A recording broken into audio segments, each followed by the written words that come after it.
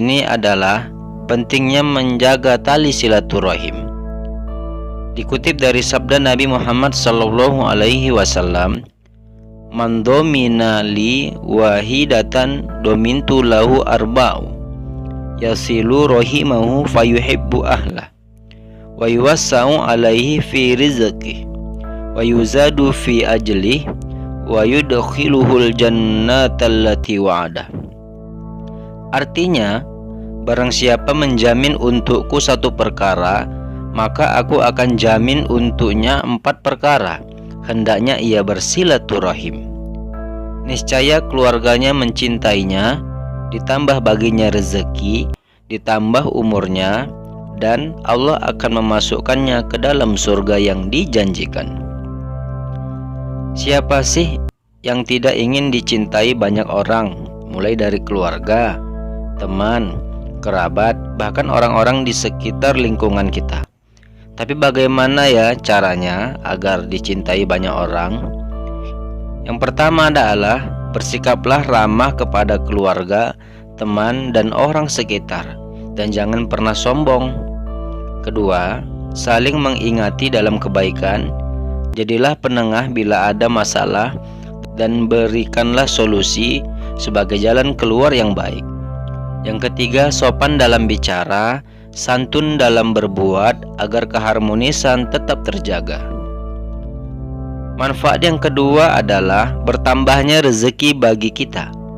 Contohnya begini ya kawan-kawan seiman, ketika seseorang membutuhkan sesuatu, misalnya barang atau jasa, maka ia akan berpikir bagaimana agar mendapatkan barang yang dicari dan orang yang menyediakan jasa tersebut. Maka otomatis ia akan mengingat siapa saja keluarga atau teman terdekat yang menjual barang atau menyediakan jasa tersebut. Maka pilihannya akan jatuh kepada orang yang ia kenal, dan pastinya orang itu akan mendapatkan rezeki berupa uang atau imbalan. Tapi bila tidak akur, rezeki akan berpindah kepada orang lain. Manfaat yang ketiga adalah dipanjangkan umur. Maksudnya adalah ketika seseorang mampu menjaga tali silaturahim dengan baik kepada siapapun, maka ia akan diingat dengan kebaikan yang ia lakukan walaupun ia sudah tiada. Jadi ketika ia sudah meninggal, ia akan tetap diingat di hati siapapun. Maka usia orang tersebut sangat panjang di hati orang lain. Manfaat yang keempat adalah jaminan surga yang diberikan Allah Subhanahu wa Ta'ala.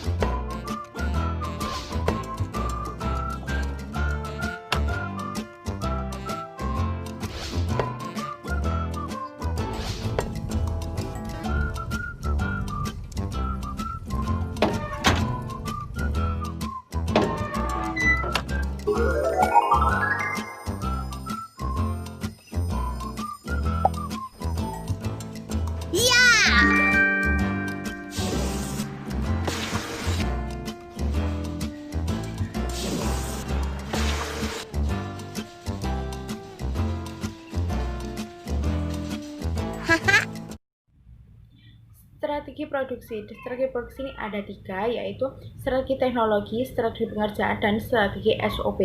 Strategi teknologi ini yang kami gunakan yaitu strategi teknologi manual saja, hanya menggunakan strategi sumber daya manusia. Yang kedua yaitu strategi pengerjaan. Dalam proses pengerjaan ini kami hanya menggunakan pekerjaan ini sesuai dengan pemesanan, dan kami juga menyediakan bahan cadangan untuk sebagai bahan produksi selanjutnya. Kemudian selain ketiga tersebut yaitu kami juga menggunakan strategi SOP, di mana strategi SOP ini sangat berpengaruh bagi pengerjaan produksi.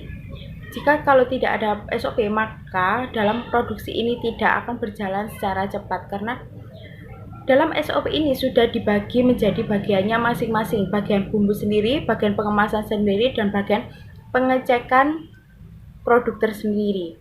Kenapa kami membagi bagian-bagian sendiri? Karena jika tidak dibagi, maka proses produksi ini tidak berjalan dengan cepat dan secara efektif. Selain dengan strategi produksi, kami juga yaitu strategi permodalan. Nah, strategi permodalan ini kami menggunakan modal dari diri kita sendiri, yaitu uang pribadi kita, karena kita berpikir bahwa usaha ini masih kecil, masih kita rintis secara di bawah, secara kecil dahulu, maka modal yang kami ambil hanya sekitaran 250.000 saja, karena ini sangat kecil dan sangat juga minatnya juga sangat dikit juga, belum banyak. Jadi kita menggunakan modal sendiri, di mana modal ini kita akan putarkan supaya modal tersebut secara terus-menerus itu bisa berjalan secara efektif dan efisien. Nah, selain strategi permodalan tersebut, kami juga memiliki strategi pemasaran. Strategi pemasaran kami ambil yaitu dari media massa, di mana media massa ini sangat berpengaruh bagi penjualan produk, karena media massa ini jangkauannya sangat luas. Lah, media massa yang kami gunakan yaitu yang pertama Instagram, Facebook, dan WhatsApp, di mana pasti semuanya memiliki media massa tersebut.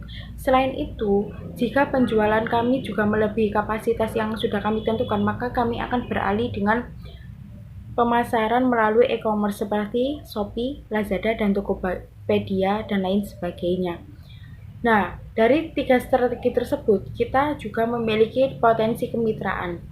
Untuk kedepannya, jika produk ini masuk di kalangan masyarakat semuanya dan banyak peminatnya, maka untuk pengembangan usaha ini kami memilih PT, yaitu perseroan terbatas. Kenapa kami memiliki PT?